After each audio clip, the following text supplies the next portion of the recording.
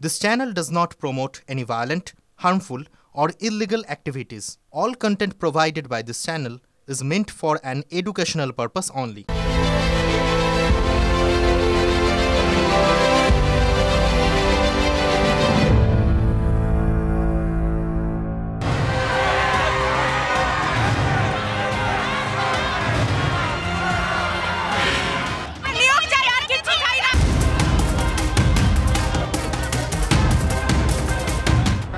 একটা ভয়াবহ অবস্থা শিক্ষা জগতে নেমে এসছে। ভাবতে পারছি না এটা কী করে হয়, বিশেষ করে শিক্ষা জগতে এটা হওয়া উচিত নয়। তো যারা টাকা দিয়েছে বা যারা টাকা নিয়েছে তাদের পানিশমেন্ট হোক না, আমাদের আপত্তি। যারা দুর্নীতি করেছে, দলকে ছোট করছে, মমতা ব্যানার্জিকে হেয় করার চেষ্টা করছে, তাদের তো ব্যবস্থা নেওয়াই উচিত। কারণ আমিও তৃণমূল করছি আজকে ধরুন 2010 সাল থেকে। অনেক চাকরির খেলা হয়েছে, কই আমাকে তো কেউ বলেনি যে বলতে পারে না যে আমি চাকরির জন্য টাকা দিয়েছি বা দেখেছেন। শুনছি আপনাদের মাধ্যমে, সাংবাদিকদের মাধ্যমে শুনতে পাচ্ছি। আবার না হলে সিবিআই তদন্ত হবে, কারণ এদের পাশে দাঁড়ানোর প্রশ্নই নাই। আমার সেই ক্ষমতা থাকলে দলকে বলবো এদের অ্যাগেনস্টে ব্যবস্থা। দুর্নীতি করেছে, অন্যায় করেছে, তাদের পক্ষে আমাদের নেত্রীও বলেনি কখনো দুর্নীতি করেছে তাকে শাস্তি পেতেই হবে। তার জন্য আমরা পশ্চিমবঙ্গের জনগণ ভুগবো কেন, আমাদের দল ভুগবে কেন? দল তো আমাদের স্বচ্ছভাবে চলার চেষ্টা করছে। ঠোঁটকাটা স্পেশালের শুরুতেই আজ যার কথা আপনাদের শোনালাম, এক্ষুনি শুনলেন, তাকে আপনারা নাই চিনতে পারেন, এতে কোনো অন্যায় নেই।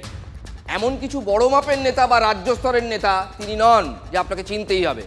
তবে এটা এতক্ষণে আপনারা অবশ্যই বুঝে ফেলেছেন যে উনি শাসকেরই কেউ, অর্থাৎ তৃণমূলেরই একজন নেতা।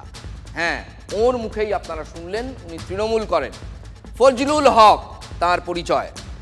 মালদার তৃণমূল জেলা সহসভাপতি এবং মালদা জেলা পরিষদের শিক্ষা কর্মাধ্যক্ষ পদেও রয়েছেন তিনি। ফজলুল সাহেবও কি হঠাৎ বিদ্রোহী হয়ে উঠলেন দলের বিরুদ্ধে, নাকি এটাও এক ধরনের আত্মশুদ্ধির চেষ্টা বা আত্মগ্লানি থেকে যা বলার বলছেন? 26,000 চাকরি বাতিলের নজিরবিহীন ধাক্কায় তার কি বিবেক জেগে উঠেছে? আপনারা দেখছেনই, একদিকে কল্যাণ ব্যানার্জি বিদ্রোহী, হতে পারে অন্য ইস্যু, দলের কোট আনকোট চোরদের চেনাচ্ছেন কল্যাণ। আমরা বলছি না, কল্যাণবাবু বলছেন কারা চোর। ফজলুল হক বলছেন দলের যে নেতারা টাকা নিয়ে অযোগ্যদের কাছে চাকরি বিক্রি করেছেন তারা এখনো গ্রেফতার হয়নি কেন? দেখুন, ফজলুল হকের বিবেক দংশনের আরও একটা কারণ এখন যেটা বলছি এটা হলেও হতে পারে। কি সেটা? রাজনীতির পরিসরের বাইরে তিনি নিজেও একজন শিক্ষক এবং যথেষ্ট বয়স হয়েছে তার, অনেক কিছু দেখেছেন জীবনে, চোখের সামনে হয়তো দেখছেন জেলার স্কুলে লেখাপড়া একেবারে মাথায় উঠেছে, শিখে উঠেছে। ফলে শিক্ষক সত্তা থেকেই দলের বিরুদ্ধে, অর্থাৎ দলের দুর্নীতিবাজদের বিরুদ্ধে তিনি মুখ খুলতে বাধ্য হচ্ছেন। কারণ যাই হোক, শাসক দলের ভেতর থেকেই চাকরি চোরদের ধরার দাবি কিন্তু জোরালো হচ্ছে। তাহলে আর একজনের কথাই এবার আপনাদের শোনাই। দেখুন, এতক্ষণ যার কথা শোনালাম তিনি মুর্শিদাবাদের শিক্ষা কর্মাধ্যক্ষ। এবার একজন বিধায়কের কথা শোনাবো। তিনি মালদা জেলার বিধায়ক নিহার রঞ্জন ঘোষ। তিনিও ফজলুল হকের সুরেই বলছেন গ্রেফতার করতে হবে দলের ওই নেতাদের যারা টাকা নিয়ে চাকরি বিক্রি করেছেন। শুনুন। সুতরাং তৃণমূলের জার্সি পরে, তৃণমূলের দুর্বলতার সুযোগ নিয়ে, ক্ষমতাকে ব্যবহার করে যারা এই কাজ করছে তাদেরকে আমি ধিক্কার জানাই। তাদের বিরুদ্ধে ব্যবস্থা নেওয়া উচিত 100 বার। নিহার রঞ্জন ঘোষ বলুন কিংবা ফজলুল হক সাহেব, তারা জানেন সামনের দিনগুলোয় কি অপেক্ষা করে রয়েছে। 26,000-এ মিশে থাকা অযোগ্যরা চিহ্নিত হবেন। তাদের দেওয়ালে যদি পিঠ থেকে যায় তাহলে সেই অযোগ্যরা তারা ছেড়ে কথা বলবেন? তারা কি বোবা হয়ে থাকবেন? কি শর্ত হয়েছিল যে আমরা ধরা পড়ব না? তাই মনে হয় তারা যদি ধরা পড়ে যায়, তাদের যদি চিহ্নিত করে দেওয়া হয়, তাহলে তারা কি নেতাদের ছেড়ে কথা বলবে? তারা তো টাকা দিয়ে চাকরি কিনেছিল মশাই। শাসক নেতাদের অনেকের পকেটেই টাকা গেছে, এতে আর সন্দেহের কিছু নেই। দুর্নীতির সেই চেনটা বা সেই চক্রটা সামনে চলে আসবে। তাই সময় থাকতে কিছু নেতা আত্মশুদ্ধির পথে এগোচ্ছেন। সেই জায়গা থেকেই শাসক শিবিরের সৎ আর অসতের বিভাজন আগাম তৈরি হয়ে যাচ্ছে। ঠিক যেমন আজ কল্যাণবাবু নিজেকে সৎ বলে দাবি করেছেন এবং এক শ্রেণীর নেতাদের বলছেন অসৎ মানে চোর। দিদিও সব বুঝে গেছে যে আমাদের দলের মধ্যে কারা কারা কতটা আছে, দিদি ভালো করে জেনে গেছেন। উনি জেলা পরিষদের কর্মদক্ষ আছেন, শিক্ষার সঙ্গে জড়িত আছেন। যদি বলে থাকেন নিশ্চয়ই তার কাছে প্রমাণ আছে। যদি প্রমাণ থাকে তাহলে উনি নাম বলে দিক না। যারা আজকে দলকে বদনাম করার জন্য দলের জার্সি পরে এই কাজগুলো করছেন, আমরাও চাই না তারা দলে থাকুক। যারা দুর্নীতি করেছে, দলকে ছোট করছে, মমতা ব্যানার্জিকে হেয় করার চেষ্টা করছে, তাদের তো ব্যবস্থা নেওয়াই উচিত। বরকত গনি খান চৌধুরী সাহেব বলতেন যে আমার কাছে যদি কর্মী 10 জন সৎ কর্মী থাকে সেটাই আমার কাছে 10,000, কিন্তু অসৎ কর্মী নিয়ে ওই 100 জন সংখ্যা দেখে আমার কোনো দরকার নেই। আমার কাছে অনেকেই বলছেন, সেই তথ্য আমি দিতে পারবো না। শুধু তৃণমূলের লোকরাই যে জড়িয়ে আছেন সেটা বললে মনে হয় ভুল হবে। অন্য রাজনৈতিক দলের লোকরাও কিন্তু এই অযোগ্যদের চাকরি দেওয়ার ব্যাপারে কিন্তু অনেক হস্তক্ষেপ করেছেন। টাকা নিয়ে সেটা কিসের বিনিময় হয়েছে সেটা আমি বলতে পারবো না, বললাম যে প্রমাণ দিতে পারবো না। কিন্তু এরকম অনেক মাস্টারমশাই, অনেক গুঞ্জন বাজারে শোনা যাচ্ছে। তো আমাদের মুখ্যমন্ত্রীও চাইছেন না যে অন্যায়ভাবে যারা চাকরি পেয়েছেন তাদেরকে গুরুত্ব দিয়ে, আর যারা যোগ্যতার সঙ্গে চাকরি পেয়েছেন তাদেরকে পিছিয়ে রেখে এটা মুখ্যমন্ত্রী চাইছেন না। লোকে বলে হাতি যখন গাড্ডায় পড়ে না তখন ব্যাঙেও লাথি মারে। পার্থ চ্যাটার্জি এখনো জেলে, জীবন কৃষ্ণ, মানিক ভট্টাচার্যরা এক প্রস্থ জেল খেটে ফেলেছেন। শাসকের যে নেতারা এখনো বাইরে, মানে যে রাঘব বোয়ালরা, তারা কি দলের একাংশের আত্মশুদ্ধি দেখে হাতি গাড্ডায় পড়ার সেই প্রবাদ বাক্যটা স্মরণ করছেন? কাটা ঘায়ে নুনের ছিটে দেওয়া ফজলুলদের বিশ্বাসঘাতক, বেঈমান বলে দেগে দিতে পারবে তৃণমূল? তারা তো দলের ভালোর জন্য বলছেন, এবং এটাও বলছেন দলের ভেতরে লোক আছে। তাদের কি বলা যাবে তারা দল বিরোধী কাজ করছেন? আর বক্তব্যটা হচ্ছে যে এই জায়গাটায় যে টার্গেটটা করা হচ্ছে পশ্চিমবাংলার প্রতি, মমতা ব্যানার্জির প্রতি, আমরা মনে করি মমতা ব্যানার্জি সততার প্রতীক, সততা নিয়েই চলছেন। এত বড় একটা দলের মধ্যে এই যে করছে যারা, তাদেরকে আমরা সমর্থন করছি না। কিছু কিছু লোক বেনে জল ঢুকে গিয়ে কিছু কিছু জায়গায় হয়েছে, আমাদের দলকে কলুষিত করার চেষ্টা করছে, তাতে লাভ হবে না। প্রমাণ যদি থাকে দিক না, আমরাও নিশ্চয়ই মুখ্যমন্ত্রীকে সেই প্রমাণ সহকারে বলবো। যারা এই কার্যকলাপের সঙ্গে যুক্ত তাদেরকে নিয়ে তো তৃণমূলটা চলছে না। যারা তৃণমূলের আদর্শ নীতি নিয়ে, যারা মমতা বন্দ্যোপাধ্যায়ের আদর্শ নীতি নিয়ে যারা তৃণমূলটা করছে, তাদের দ্বারাই তৃণমূলটা পরিচিত চলছে। আমাদের নেত্রীও বলেছেন, শিক্ষামন্ত্রীও বলেছেন, যদি তথ্য সহকারে যদি আমাদের দলের কেউ এই চাকরির ক্ষেত্রে জড়িত থাকেন, শাস্তি তাদের পেতেই হবে। একটা দলের যিনি কাণ্ডারি, তার প্রতি দলের নেতা থেকে কর্মী সকলের অগাধ আস্থা থাকবে, এটাই অত্যন্ত স্বাভাবিক। কিন্তু রাজনীতির বাইরের মানুষজন, সুপ্রিম নির্দেশে চাকরিহারা যোগ্যদের কথা বলছি, যারা অনেক আশা নিয়ে গতকাল নেতাজি ইন্ডোর স্টেডিয়ামে গিয়েছিলেন মুখ্যমন্ত্রীর কথা শুনতে, আদৌ আশ্বস্ত হতে পেরেছেন তারা? কালই আমরা এই প্রশ্ন তুলেছিলাম এবং সাধারণ জনসমাজও তুলেছিল। পরের মাস থেকে বেতন বন্ধ, সামনে টালমাটাল দিন, সব দিক থেকেই একেবারে বিধ্বস্ত তারা। এই অবস্থায় তারা কি স্বেচ্ছাশ্রম দেবেন? না না না, এই কোনো প্রশ্নই আসে না ভলেন্টারি সার্ভিস দেওয়ার। তার কারণ আমরা যোগ্যভাবে আমরা চিহ্নিত অলরেডি। ভলেন্টারিলি সার্ভিস করুন। কেন আপনারা ভলেন্টারিলি করবেন? তার কারণ আমাদের সুপ্রিম কোর্টে ক্লারিফিকেশনের জন্য যেতে হচ্ছে। 2 মাস সাফার করলে 20 বছর সাফার করতে হবে না, আর ওই 2 মাসও পুষিয়ে দেবো। তীব্র থেকে তীব্রতর আন্দোলনের দিকে আমরা এগোচ্ছি, যেটা খুব ভয়ঙ্কর আন্দোলন হতে চলেছে। সুপ্রিম কোর্ট তার কমিটি তৈরি করে সেগ্রিগেশন করছে না, এটা দেওয়ার দায়িত্ব এসএসসির। এসএসসি এই দুটো লিস্ট আলাদা করে খুব শীঘ্রই যেন সার্টিফাই করে বিভিন্ন নিউজ পেপার, নিউজ চ্যানেল ও ওয়েবসাইটে পাবলিশ করে। আমরা এটা দেখতে চাই। প্রমাণ করে দেখাক যে আমরা অযোগ্য, আমরা নিজেরাই রিজাইন দিয়ে দেবো। নিয়োগপত্র তুলে দেবেন মানে উনি কি বলতে চাইছেন যে এই চাকরিটা বরখাস্ত হয়ে গেল, মানে আমি অযোগ্য প্রমাণিত হয়ে গেলাম, আমি অযোগ্য হিসাবে মেনে নিলাম যে হ্যাঁ আমার চাকরি চলে গেল? এটা আমরা মানব না। নতুন করে নিয়োগপত্র দেওয়ার কোনো প্রশ্ন আসছে না। আপনাদের তো কেউ চাকরি টার্মিনেট করেনি এখনো পর্যন্ত, করেছে কি? কোনো নোটিশ পেয়েছেন? এইভাবে যদি মৃত্যুবরণ করতে হয় তাহলে আমরা চাইবো রাষ্ট্রপতির কাছে আমরা স্বেচ্ছা মৃত্যুর আবেদন জানাবো, এত হাজার এবং তাদের সম্পূর্ণ পরিবার মিলে। চাকরিহারাদের কথা শুনে আদৌ মনে হচ্ছে আপনাদের যে তারা মুখ্যমন্ত্রীর কথায় এতটুকু আশ্বস্ত হতে পেরেছেন? কোন পরিস্থিতিতে তারা বলছেন স্বেচ্ছাশ্রমের থেকে স্বেচ্ছা মৃত্যু ভালো? রাজ্য প্রশাসনও সবটা খুব ভালোভাবেই জানে। আজ তারা কেউই স্কুলে যাননি, মানে চাকরিহারাদের কথা বলছি। রাতভর তাদের কেটেছে ওই ধর্মতলার ধর্নাতলায়, মানে শহীদ মিনারের পাদদেশে। বার্তা স্পষ্ট, আন্দোলনের পথ থেকে তারা সরছেন না। যারা আশ্বস্ত হবার মানসিকতা নিয়ে গিয়েছিলেন তারা আশ্বস্ত হয়েছে, আর যারা গিয়েছিলেন যদি মুখ্যমন্ত্রী হাতে হাতে নতুন করে অ্যাপয়েন্টমেন্ট লেটার দেয় তাও আশ্বস্ত হব না, তাও মুখ্যমন্ত্রীর সমালোচনা করব, তাও মুখ্যমন্ত্রীকে গালাগালি করব, তারা আশ্বস্ত হন। উনি গেলে একটা নতুন ফান্ডা বার করুন। একদিন বলতেন যে চকলেট ভাইয়ার দোকান খুলুন, চপ মুড়ির দোকান খুলুন, এখন বলছে ভলেন্টারি সার্ভিস দিন। ওরা কি পেটে গামছা বেঁধে ভলেন্টারি সার্ভিস দেবে?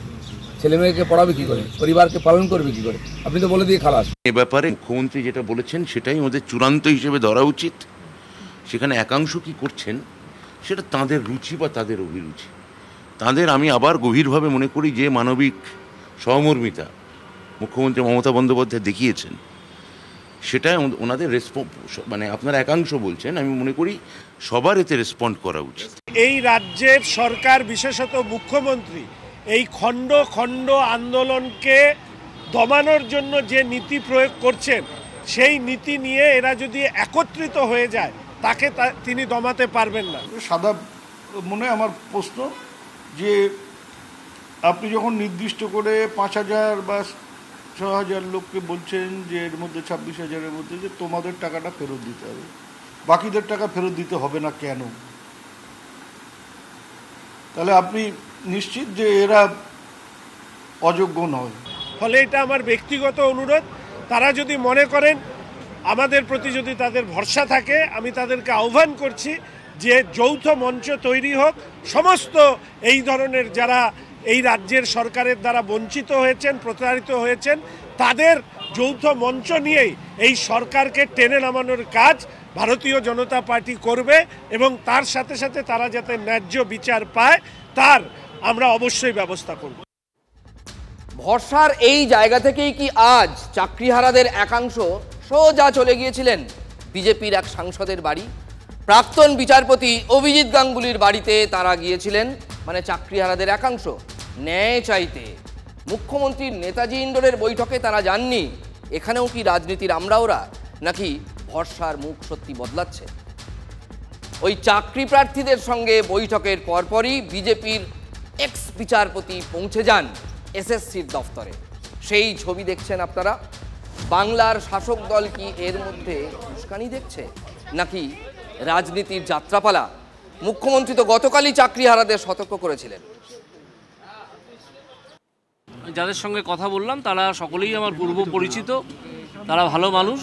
তাদের সঙ্গে তাদেরকে জানিয়ে গেছি কি কি বলা, কি কমিউনিকেট করতে হবে চেয়ারম্যানকে, এবং যে পুলিশ অফিসার ছিলেন তাকেও বলে গেছি যে আপনি চেয়ারম্যানকে একটু খবর দিন, আমরা কালকে আসবো। আবার একটা অ্যাপয়েন্টমেন্ট হয়ে যাক, আমরা কালকে এসে 5-6 জন গিয়ে ওনার সঙ্গে কথা বলে আসবো যে মিরর ইমেজটা যাতে পাবলিশ করা হয়, এবং এই পাবলিশ যে যারা করতে দিচ্ছেন না তাদের বিরুদ্ধে গিয়ে এবার এই স্বশাসিত সংস্থাকে কাজটা করতে হবে।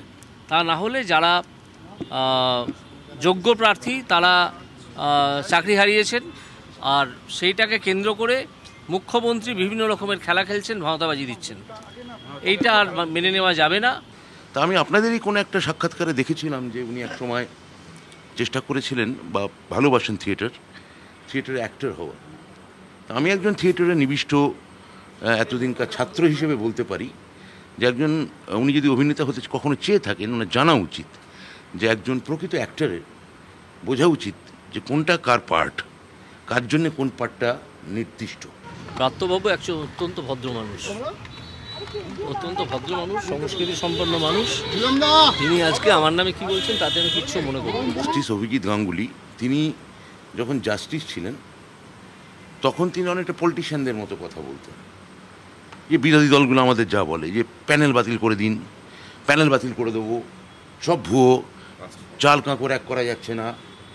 আর যখন উনি সাংসদ হলেন, রাজনীতিবিদ হলেন, তখন উনি বিচারপতির মতো করে কথা বলছেন যে যোগ্য অযোগ্য নির্ধারণ করা উচিত, এখনও একটা কমিটি গড়া উচিত, সেই কমিটির মাথায় কোনো অবসরপ্রাপ্ত বিচারপতিকে বসানো উচিত বা অন্য কাউকে বসানো উচিত।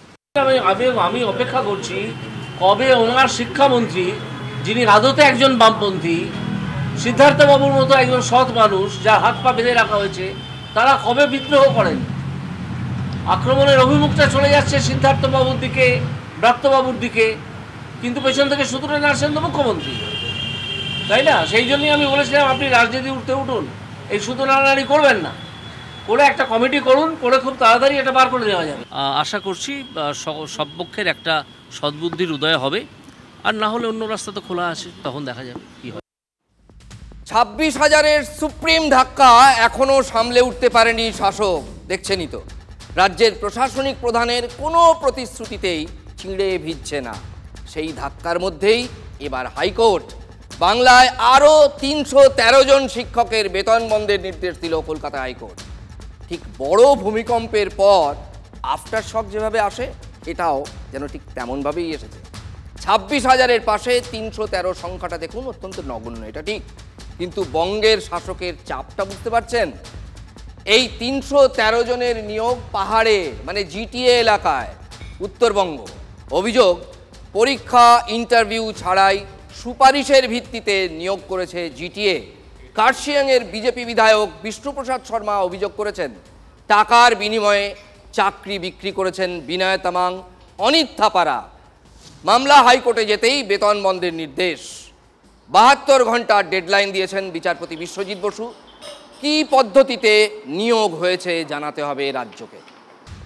রক্ষক, এই শব্দটা শুনলেই আম জনতার মনে কোথাও একটা ভরসা জাগার কথা, এটাই স্বাভাবিক। আর এটাই মনে হয়, রক্ষক যখন আছে তাহলে বিপদ আপদ যাই আসুক না কেন সামলে নেওয়া যাবে। কিন্তু এই রাজ্যে উল্টো পুরাণটাই বেশি হয়, এই রাজ্য উল্টো পুরাণের ওস্তাদ। ফলে কি হওয়া উচিত আর বাস্তবে কি ঘটে, সেই তফাৎটাই এবার আপনাদের দেখাবো। কেন, কোথায়, কি হয়েছে সব বলবো, আগে ছবিটা দেখুন।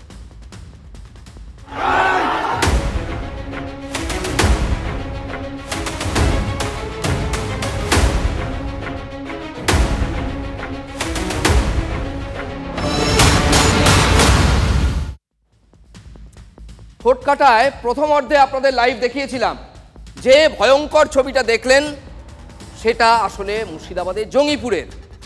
সেখানে ওয়াকফ আইনের বিরুদ্ধে বিক্ষোভের আগুন জ্বলছে। এখন কিছুটা শান্ত হয়েছে যদিও পরিস্থিতি, আমাদের রিপোর্টার জানাচ্ছিলেন ফার্স্ট হাফে। আগেও এক প্রশ্ন আপনাদের আমরা দেখিয়েছি, আবার দেখাতেই হচ্ছে।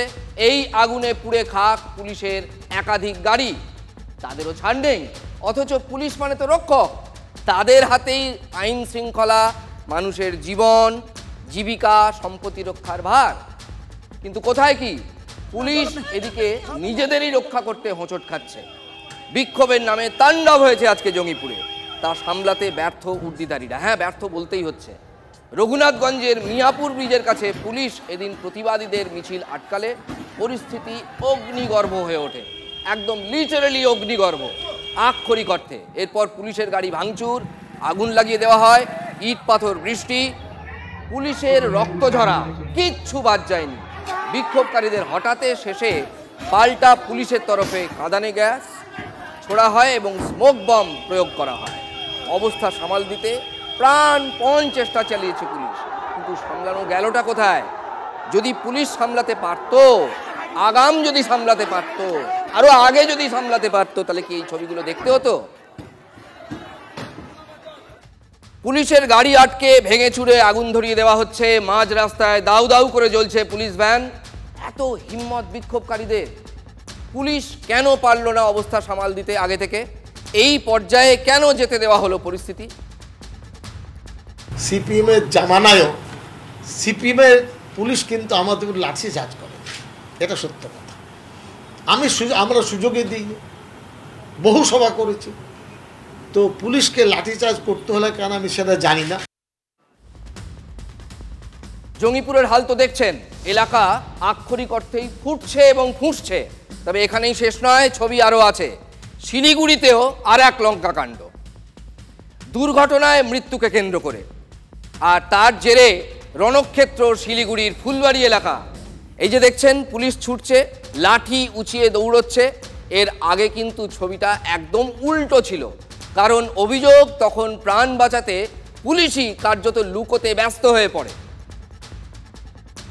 রীতিমতো ধুন্ধুমার অবস্থা ছিল আজকে সেখানে।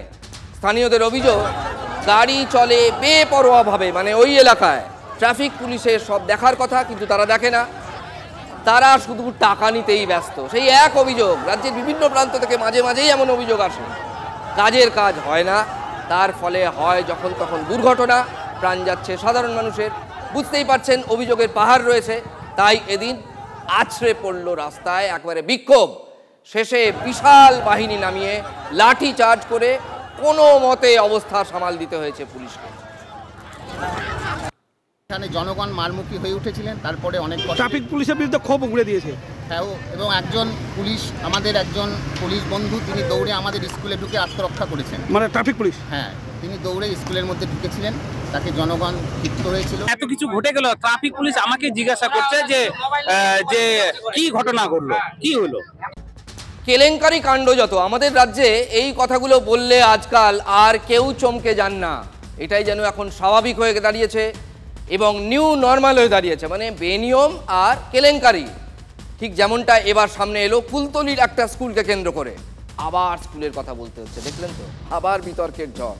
কুলতলি থানার পাঁচুয়াখালী হাই স্কুল, সেখানে নাকি মমতা বন্দ্যোপাধ্যায়ের ড্রিম প্রজেক্ট সবুজ সাথীর সাইকেল পেতে পড়ুয়াদের দিতে হচ্ছে টাকা।